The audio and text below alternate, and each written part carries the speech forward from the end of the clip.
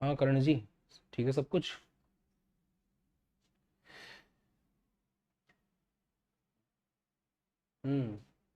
Sound okay, video okay, start कर सकते हैं।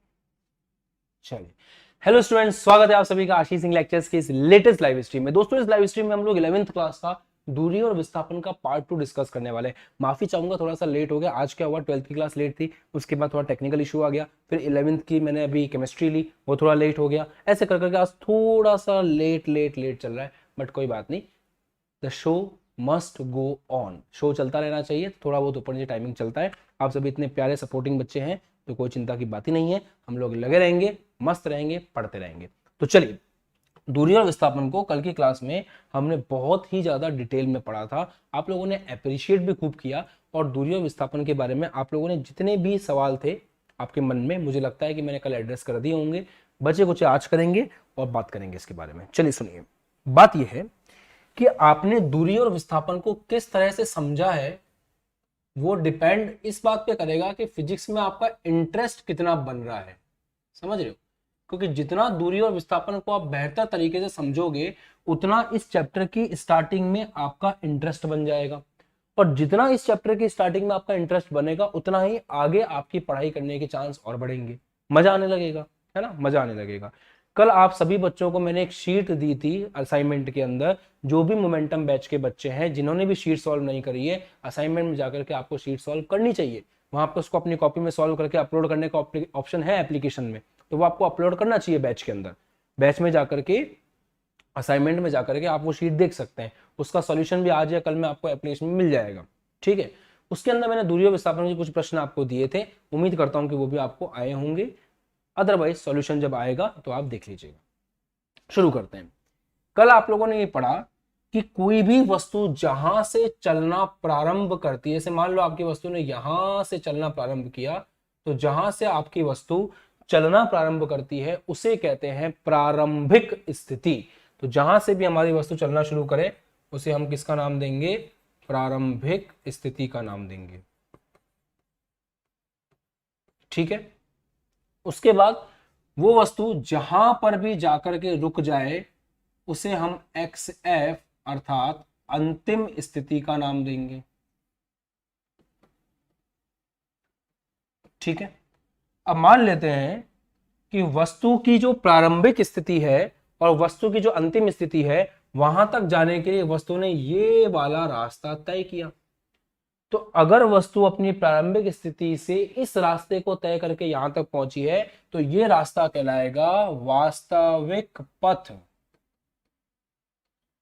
वस्तु जिस रास्ते पर सच में चल करके गई है उसे क्या बोलेंगे? वास्तविक पथ बोलेंगे। तो ये वस्तु का वास्तविक पथ है। अब आपसे कोई ये पूछे कि इन दोनों रास्तों के बीच में, इन दोनों बिंदुओं के बीच में सबसे छोटा रास्ता कौन सा है, तो इन दोनों बिंदुओं के बीच में अगर आपसे कोई सवाल पूछे तो आप उसको बोलेंगे सबसे छोटा रास्ता ये वाला है। इसको बोलेंगे अपन लघुत्तम पथ। ये सबसे छोटा रास्ता है, कहां से कहां तक का?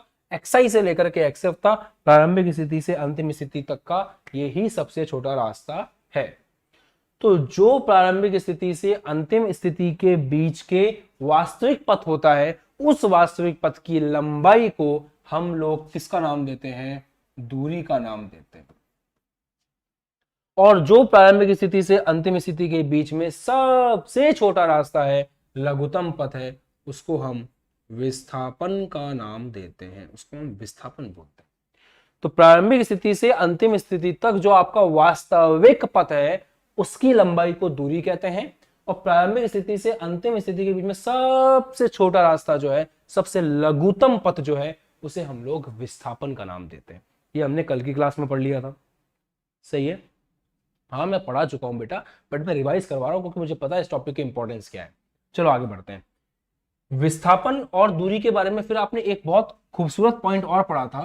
वो पॉइंट ये था कि हमेशा दूरी जो है वो विस्थापन से बड़ी या कभी कभी उसके बराबर हो सकती है।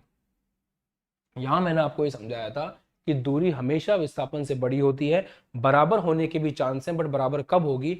जब कोई वस्तु सीधी रेखा में गतिशील हो। मतलब अगर कोई वस्तु आपकी बिल्कुल सीधी रेखा में चल रही है,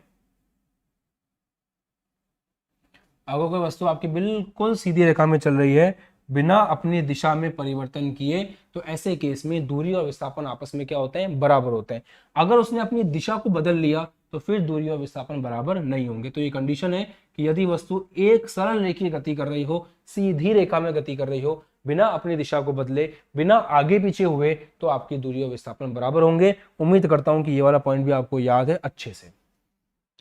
फिर आपने ये सीखा, फिर आपको मैंने एक न्यूमेरिकल दिया था, उस न्यूमेरिकल के बेस पर आप लोगों ने ये बात जानी कि आपके गतिमान वस्तु के लिए जो दूरी है वो दूरी सदैव धनात्मक होती है, पॉजिटिव होती है। चाहे वस्तु प्रारंभिक स्थिति से दूर जा रही हो, चाहे वस्तु प्रारंभिक स्थिति की तरफ आ रही हो, चाहे वस्तु प्रारंभिक स्थिति को क्रॉस करके लेफ्ट में जा रही हो, कोई फर्क नहीं पड़ता, दूरी हमेशा पॉजिटिव ही होती है। परंतु विस्थापन जो है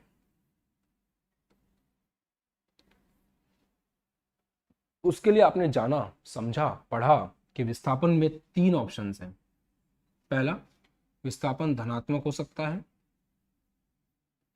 विस्थापन शून्य हो सकता है, विस्थापन ऋणात्मक भी हो सकता है। तीनों ऑप्शंस हैं। विस्थापन धनात्मक भी हो सकता है, विस्थापन शून्य भी हो सकता है और विस्थापन ऋणात्मक भी हो सकता है। उसके बाद आपने एक और चीज समझी कि विस्थापन शून्य अर्थात जीरो कब होता है। तो विस्थापन शून्य या जीरो तब होता है जब आपकी वस्तु की प्रारंभिक स्थिति और अंतिम स्थिति एक समान हो।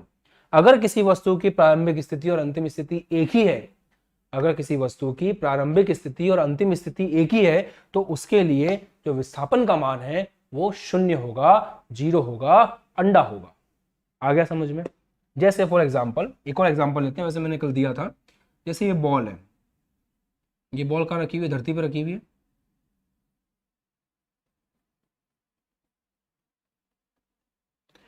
इस बॉल को आपने उछाला और वापस से धरती पर आ गई। जहां से आपने फेंका था, मतलब मान लो ये बॉल आपके हाथ में, आपने बॉल को फेंका, बॉल ऊपर जाकर के वापस आपके हाथ में आ गई।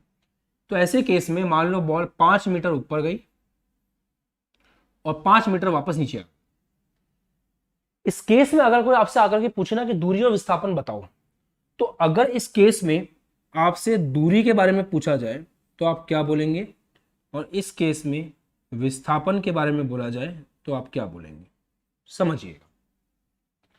अगर कोई आपसे पूछे कि दूरी कितनी है, तो 5 मीटर वस्तु ऊपर गई है, 5 मीटर नीचे आ गई, तो आपको मैंने ट्रिक बताई थी, डायरेक्ट ट्रिक बताई थी कि जब भी आपको दूरी निकालनी है आप वस्तु के साथ साथ जाएंगे। तो वस्तु ऊपर गई 5 मीटर प्लस वस्तु वापस नीचे आ गई 5 मीटर, तो दूरी कितनी हो गई? 10 मीटर। मतलब जो दूरी वस्तु ने तय करी है वो दूरी कितनी है? 10 मीटर है। विस्थापन की बात करते हैं। विस्थापन कितना तय किया? जहां से शुरू किया वहीं पे वापस आ गया, विस्थापन कितना हो गया? शून्य। इसका मतलब आपको समझ में आ गया होगा कि यदि किसी वस्तु की प्रारंभिक स्थिति भी वही हो और अंतिम स्थिति भी वही हो, एक्स आई एक्स एफ सेम है बिल्कुल, तो उस केस में वस्तु के लिए विस्थापन कितना होता है? शून्य होता है। अगर मैं विस्थापन को एस बोलूं या डेल्टा एक्स बोलूं, तो डेल्टा एक्स को मैं इस तरह से लिख सकता हूं, अंतिम स्थिति माइनस प्रारंभिक स्थिति। ये फॉर्मूला बहुत बार आपके काम आएगा और बहुत जगह आपको डायरेक्ट हेल्प करेगा विस्थापन निकालने में। डेल्टा एक्स बराबर एक्स एफ माइनस एक्स आई। इस फॉर्मूले को कभी भूलने का नहीं, इसको हमेशा अपने सीने से चिपका के रखना, ये हमेशा आपके काम आएगा। ठीक, खुश हैं यहां तक? सभी बच्चे एकदम प्रसन्न हैं, प्रसन्न होकर के पढ़ रहे हैं, अच्छी बात है। चलो आगे बढ़ते हैं। अब आगे देखते हैं दूरी विस्थापन के बारे में और बिंदु। देखो, दूरी और विस्थापन, अगर कोई आपसे ये पूछे कि इनका एसआई मात्रक बताओ और इनका सीजीएस मात्रक बताओ, तो इनके एसआई मात्रक और सीजीएस मात्रक क्या क्या होंगे ये आपको बताना। सुनिए, दूरी का जो एसआई मात्रक है, दूरी है क्या चीज? दूरी एक लंबाई है, वास्तविक पथ की लंबाई है।